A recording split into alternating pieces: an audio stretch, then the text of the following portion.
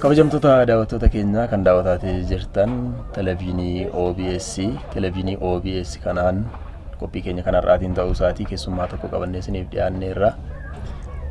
Qophiin kun qophii addaa ayyaana Iid al-Fixr sababeeffachuudhaan qopheessinedha. Egaa akkuma ati sila kaaste qophii kanarratti mana keessummaa tokkotti argamna. Magaalaa Finfinneetii haa ta'u malee magaalaa Finfinnee keessa deemsa miillaatiin illee jechuudha fagaatanii naannoo Maangoo Caffee kan jedhamu toora sanatti kan argamtu kutaa bulchiinsaa Laaftooti. Iyyaafannee kudha sa'aatii dheeraati kan nurraa fudhate baqqaleeni.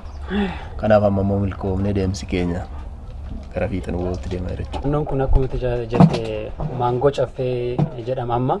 Dur immoo gaara Urgeessaa jedhamee beekama. Kanaaf Finfinnee keessa baanee amma bakka naannoo gaara Urgeessaa jedhamu kanatti kan argamnee fi sababa tokko kunis weellisaa beekamaa hedduu jaallannu Ibraahim Adam barbaachisitti argama. Ibraahim Adam walleessaatiin namni nu beekaa namni Oromoo hedduun ni beeka jenneeti kan nuti abdannu.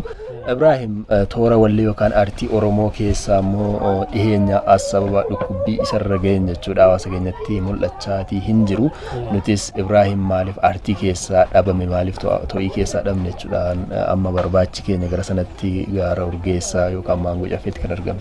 Erga karaa miidiyaatiin Ibraahimin argine xiqqoo bubbullee jirra. Tibba kana immoo karaa marsaalee hawaasaa garaagaraa keessumaa karaa Facebook irratti odeeffannoo tokko dhageenyaan kan nuti fuula keenya garanti fuulleeffanne. Innis durumaa kaasne Ibraahim maaliif bade jennee illee wal gaafataa turre. Sanaan alatti immoo Ibraahim dhukkubsatee fayyaan isaallee haala gaarii rakkan hin jirre karaa toora Facebook argine Ibraahimin barbaanne amma kun akkuma agartan weellisaan beekamaan jaallatamaan kun gidduu keenyatti argama. Kanaaf mee fayyaan Ibraahim illee maalirra jira jiruuf jireenyi isaa maal fakkaata hojiin inni hojjete maal fakkaata waan jedhu haasaa Ibraahim wajjin turtii taasisna jechuudha. Isinis turtiin keessan nu wajjin akka ta'u gamanumaan isin affeerra. Ibro baga jiraatte. Walumaan baga jiraanne. Jiruun akkamii jiruun mammara jirtu nuyi. Jiruun garuu akkuma gartan kana ani isinitti himuu miti. Nama goga harkanuu ni beekanii beekta. Namarraa illee ni mul'ata. Anaa sammuu ijjittuu saniifuu jiruun kiyya baay'ee ulfaata. Maaltu ulfeessa? Jechuun keessaa ufnoo keessatti namni hojii hin qabne jiraachuu hin danda'u. Duraan illee hojjechuudhaan ture konsertii fi kunillee ni ture konsertiin hin jiru. Amma iddaan deemutti nama faatu kan mana beeku jechuudha. Kan hin beekne kan na beeku nakkanneetuma faana bira dabra malee waan hin qabadde waan jechuun duraan waan akka jimaattis dalaguun ture. Sanis akkuma reef garatti haasaweenetti isinis dhiiftee tukuttee kan bira duraan dalaguu ture illee dhiiseetii biyyatti galeeninis sanis tufamee amma akkanumatti hin jiraachuu jira. Gara aartiittis deemna aartii kee ganama maal akka hojjette keessumaa walleewwan kee kana xiqqoo nu yaadachiisi maal fakkaata? Walleen kiyya kan hin dura eegalee bara 77 akka lukkuu. Amma namni Ibraahim Adam illee sirriitti beekuu dhiisuu mala. Eessatti dhalattee? Eddiniitti dhaladhee godina Harargeedhaa magaalaa Hammarreessaatti dhaladhee. Echumatti dhaladhee echumatti guddadhee echumatti horadhees. Akkamiin gara aartii kana? Gara aartiidhaa durattumaa huniin fedha muuziqaa kana ni yaala. Waan illee jechuun dhugaafuma daldalaatu sirba aadaatii fi kanaas baay'een sirbaa achuma boodaafuu hamileen qaba hawwiin qaba. Sisoonuudhaaf jechuun booda sirba gargarii gullaalee barreenu duraa Alii Birraa fa'aa jira. Kan akka Ali Shabboo fa'aa jira. Kun sirba isaanii kana dhagahu baay'ee na dhagahame beektaa. Anis meegama kooti afaan koo kanaa fi aadaa kiyya kana akka isaan leegee baaduu yoon guddisa koo yaada jirutu hawwiin duraan keessaa qabu na kakaasa jechuudha. Bu'aa bayii aartii keessa dabarsite waan gabaabaa nutti jechuun gama wallisuutiin yookaan immoo muuziqaadhaan jechuudha jireenyi dabarsite maal fakkaata? Jireenyi gaafasumaan jiru gaafas illee maallaqa ajjeetii miti. Gaafas kan hin sirbee bara 77 irraa bara 30 eegaan eegalee fermee jidduu jechuudha. Sirbinis gaafas maallaqaas hin baasu hangaafasumaa akkuma hin jetti maallaqaa fi miti. Eessatti walliste? Dirree Dhawaadha. Dirree Dhawaatti istuudiyoon biraa kartee ammayyaatis hin jiru Ali Shabboo ture. Ali Shabboo nama hangafa. Innaa gitaara takkaa fi darbuu ja'a dibbee xiqqashootan. Kanaan taphachuu turre boksii gitaarni jiraa miti.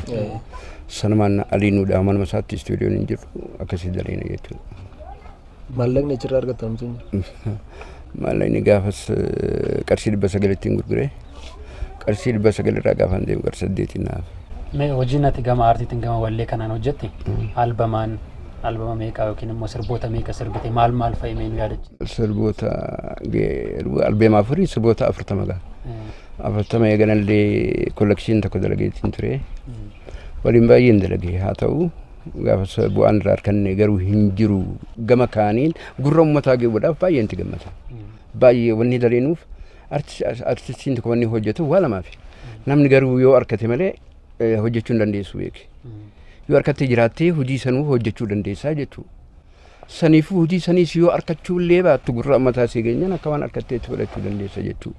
Qabeenyi keenya uummata waan ta'eef jechuudha. Qabeenyi keenya mallaqa odoo hin ta'in uummata. Jaalala uummanni nuu kennu malee maallaqaa miti. Saniif hin dalaguufan. Mee sirboota hojjette keessaa keessumaa kiliippiillee kan itti dalagdeen jira. Ni jira. Mee isaan nu yaadachiise mee sagaleedhaan fayyuu dandeesse? Kan duraarraa kan baay'ee namni jaalate kaasatti kiyya kan duraati albeema kiyya kan duraati. Ashii tagannaa boontu shaggeetii bareedduu wajjin taphannaa kootu shaggeetii bareedduu wajjin taphannaa kootu gaafa biraatiin isin afeera irratti koo dadhabeen jiraatu. Ashii tagannaa boontu shaggeetii bareedduu wajjin taphannaa kootu shaggeetii bareedduu wajjin taphannaa kootu. Ashii tagannaa boontu ashii tagannaa boontu jaalakee bareedaa dhufee gannatti baatu jaalakee bareedaa dhufee gannatti baatu.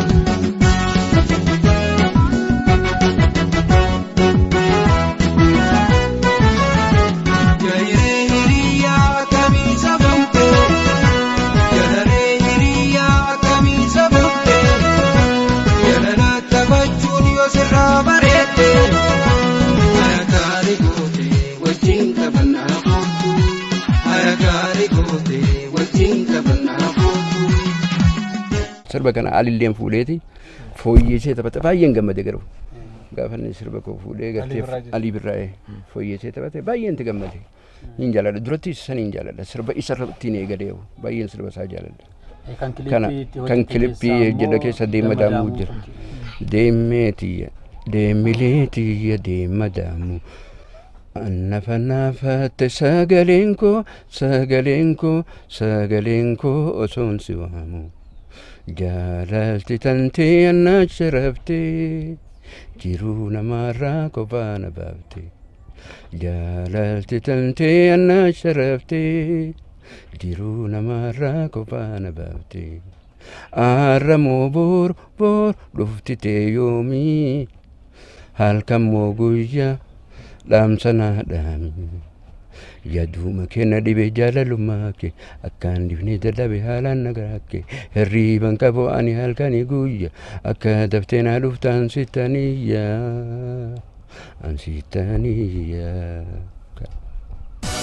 Kenna dinqee jaalalummaa kee akkaan hin difnes dadhabe haalaan nagaraa kee hirriiban qabu ani halkanii guyyaa akka daftee naa dhuftu ansittaniyya ansittaniyya.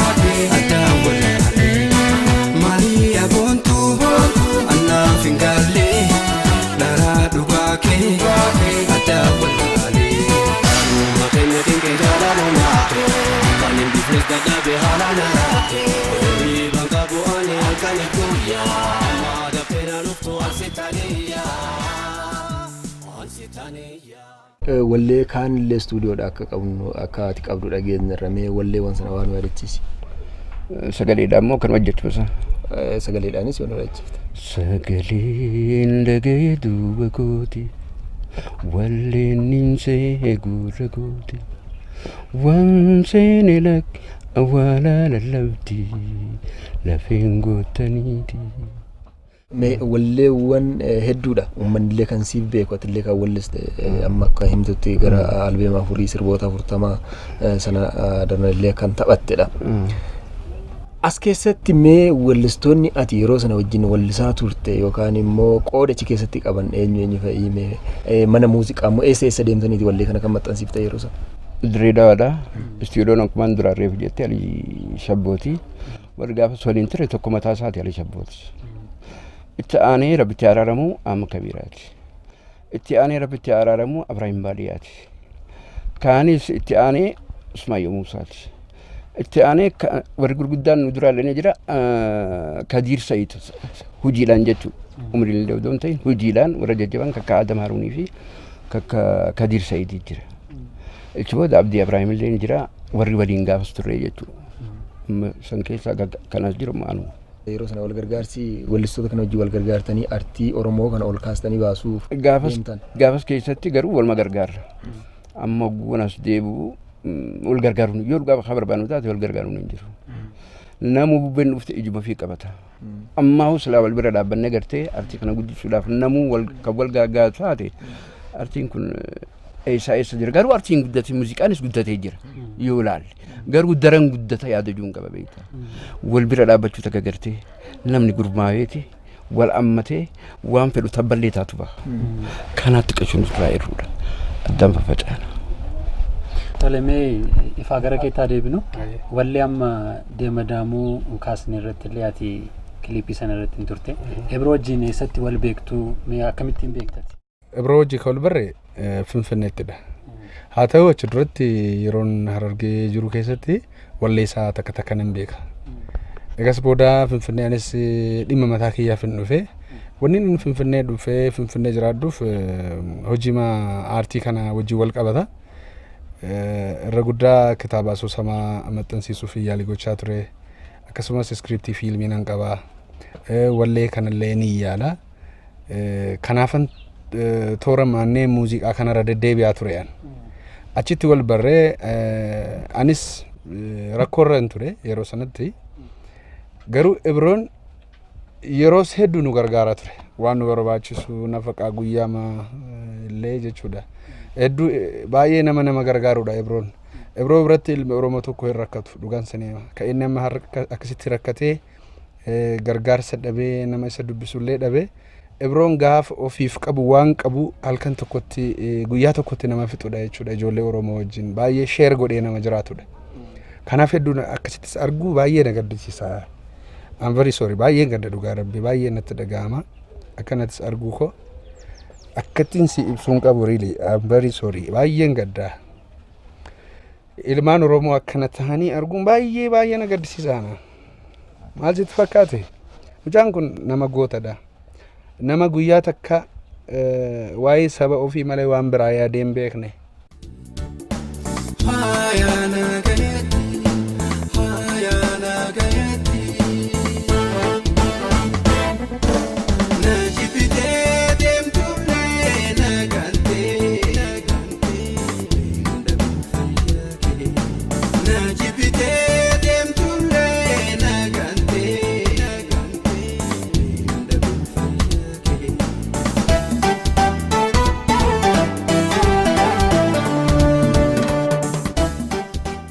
Namni kun waggaa umrii isaa guutuu afaan Oromoof kadaddabe.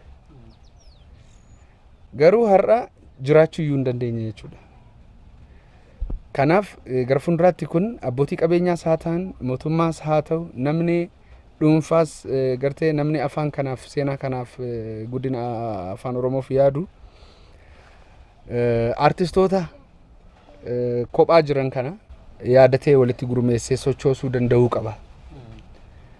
Kun bifa kanaan itti yaadame baay'ee gaarii natti fakkaata. Ibroomee maatii qabda bultii hundeeffatteetta ijoollee maal fakkaatame kana dura haalli jiru? Waa'ee bultii yoo na gaafatte yoonichi deebi'ee xiqqashoo madaatu waan inni taasisamsu waa xiqqoon sirraachidha baate maatii ni qaba ijoollee afur dhalchee hin jira garuu bultii hin qabu. Hoggaa diidam bira kute bultii san garuu maaliif akkaan diigamte ana qofa dura. Ijoollees qaban qabu hoggaa kudhan keessaa hoggaa 9 fa'aa keessaa guyyaa takkaan naqee kana laalee deebi'ee jira. naannoo jirtu kana mana keessa jirtu dabalatee kan keeti moo nama biratti amma nama qabu Finfinnee keessa namatu fitisisikse moo akkamiin jirtame amma anumatu jiruun kiyya akkanuma garsan kana anumatu siqqe manan qabu miti yoo narra si barees aboo warra si wajjin mulla jeensi gaafata niin bula guyyaa kaanis moogiraan bula oduu wajjin gartee namni kun walirra addaa beekta akkasitti wajjin turre malee mana kootii fayyaan kee maalirra jira fayyaan amma rakkina hamaarraan jira qabaadhee fullaanutti hin jiru dhiyootan eega feesbuukirra gadhiisanii xiqqasho namni kan na gargaaru jiru sanuu mana yaalaallee dhaqu dadhabee jechuudha jara hedduun ibsadde kunis rakkoo lanaaf garuu ilmaan oromoo na gargaaru waan dandeenye daabboo yoo qabaatanis takka kutatannaa kutan sanuu natti waan guddaa bishaan yoo naa qacaniis sanuu waan naaf guddaa garuu beelaanni akkasitti waan hin jenne beela keessaas dabre rakkadhees hunqaaf nyaadhe ilkaanis hin qabu beektee ilkaanis gaaf takka akkasitti haa taatu rakkoo har'aan jira amma mana yaalaatiin deddeebi'u jira ittumaan jira gaa. Maali dhukkubni kiyyaa waanidha garaa kana keessaas akka gartee mar'imaanii yeroo hedduu kana dhukkubu yaan jettu mataa kajan kana kanaan rakkoo gidee hedduu na dhukkubee amma keessaa buruu jaaniini na qabda guusi na dhukkubde mudhiin kiyya kun ciramee dhuma baqa. Ifin danda'u deemuu hin danda'u na balbala maal jaa deemuu hin danda'u mataanis na dhukkuba. Baay'inni dhiigaatii na jira kan hunda miilan kun na dhukkuba baqa. Waa takka keessa hin jiru. Guyyaa tokkoo fi lama yoo niifin xiqqoo yaa'ee ka'ee deeme guyyaa kan lafa dhaayee baqa. Akkasitti hin jira. Jiruu keessa hin jiru. Kana niin jiraadha jee xiyyaafuu bakka tanaan jiraa if quban qabu garuu beela hojeetis waan hin jiru. Niin jiraadha. Ammatti jireenyi keessa jirtu jechuudha galiinati qabdu hin jiru wanti qabdu maal hin jiraattu uumaa waaqayyo fi uummata takka kan na beeku kan na gargaaran manni na gargaara warri na beeku yoo staatis eegaan si beeke kan geessiraa hin fuudhu. Mee uummatuma kanaan amma televezyiinii keenya kana daawwataa jiranii mee maal jettati? Isaaniif gaa durri jaalala.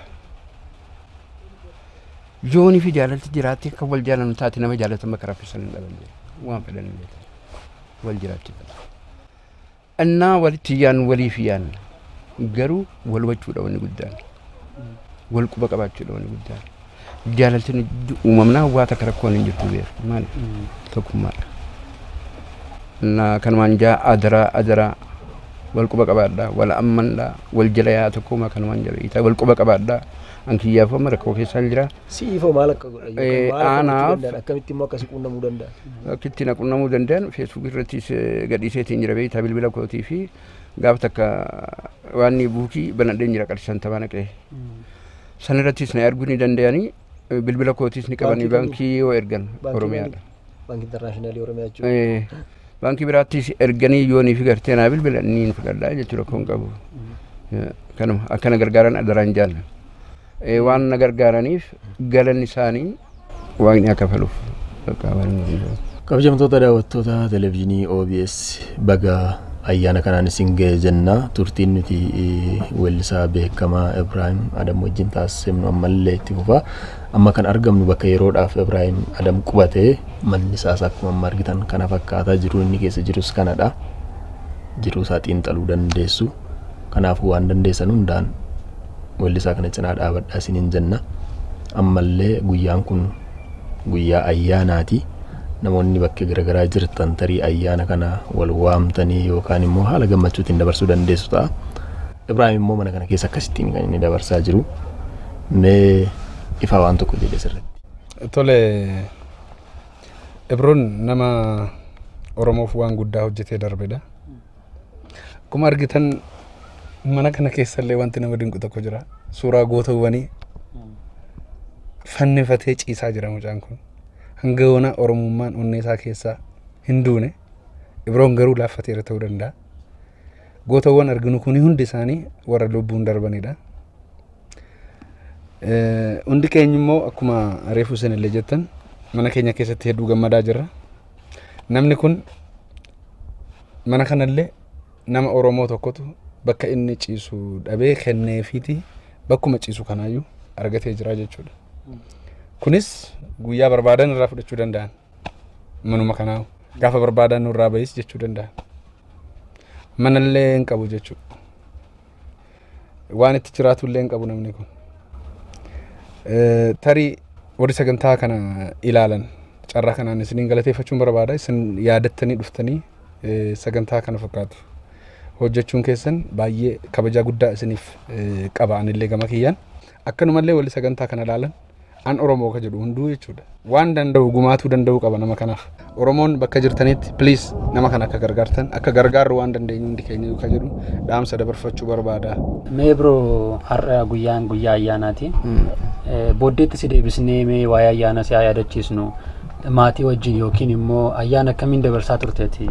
Nama wajjin jiru nugguunii fi waamicha naa godhanii dhaqee isaanuma wajjin dabarsu. Ollaas ta'e ጓደኞቶ ኪያስቴ ኢሳን ሞባይል ጂን ደበርሱ ማለ ዋኒ መታ ኮቲ ቲኒን ቀበጄ ገርቴ ነማ መነ ቀቡቱ ኒስ ቃሌ ዋኒ ጎዳሚ ትሬ በቀና ሞጂ ደበርሱ ማለ ጨራ ኮባ ኮቲ ቲማቲ ኮቲ ጂን ገርቴ ቃሌ ማል ጎዴ ጓደኞቶ ኮቲ ፊ ኦላ ኮቲ ፊ ዋኒ አፌሬ ወጂኛን ሂንቀቡ ጀቹ hagam gutteetta hojii aartii erga guutummaatti dhiifte 98 bee kasani dhiyoosan kaanis kollekshiina achi booda ugaasha mo kana geense garuu kana hunda taayitaadha an lafa qabadullee keessaan bahu si galame jechiko anna taayitaadha yoon taayitaa qabadhe ilkaan irra dhumanillee dubbachuu dadhabu lolollee juunumaan jawaanin jiru ena jira dagalatooma studio da sirban qabda amma rakkoon fayyaalee jira wanti ittiin jiraatullee rakkoo keessan jirta mee deeggarsa sanwaanii fi na yoo deeggarsa argatte ta'e studio dhaaf hojii akkamii qabda mee sanarratti anamma san kaniin qopheeffadheellee numa jira beekte sirba aadaatii fi kan jaalalaatii fi kaanis wal keessa ni jira san dalaguudhaaf taayitaan dhabe akkuma isin himetti amma gaa durri fayyaadha gaafaan fayyee taayitaas godhadhee garuu aadaa kooti afaan kooti guddisuudhaaf boodan deebi'u itti deemu jira jedhu gaafaan fayyee kanuma kanaaf erga fayyaa kee irraa fayyaan guutumaan guututti erga deebi'ee gara aartiitti deebi'uudhaaf abdiin qaba. Egaa kabajamtoota daawwattoota keenyaa as weellisaa Ibraahim Adam wajjin bakka inni jiraatutti argamnee isa wajjin turtii taasisaa turreerra. Akkuma manni kaase akkuma amma dhageenye jalqaba fayyaan isaa rakkoo irra jira. Fayyaa isaa erga fooyyee booda immoo ammallee aartii Oromoodhaaf aadaa Oromoodhaaf uummata Oromoodhaaf onneen inni qabu akkuma silanni haasaa ture waanuma arginedha. Hojiilee jalqabee istuudiyoodhaa qabu nuuf kaasee jira. Hojiilee aartii hojiilee wallee kanaan duratti jiru. Egaa dhaamsi nuti asirratti dabarsinu akkuma sila jennee nama kana yoo deeggarre jalqaba fayyaan isaa bakka gaariitti yoo deebi'e sana booda immoo hojii aartiitiin deebinee miidiyaadhaan hojii aartii keessatti biroo arguudhaaf abdiin qabnu bal'aadha. Abdiin sun immoo harka keessan harka uummata Oromoo jira. Kanaaf weellisaa kana akka deeggartan akka sibira jirra akkasin jettaniin gamanumaan dhaamsa keenya dabarsina. Ammas turtiin keessan wajjin.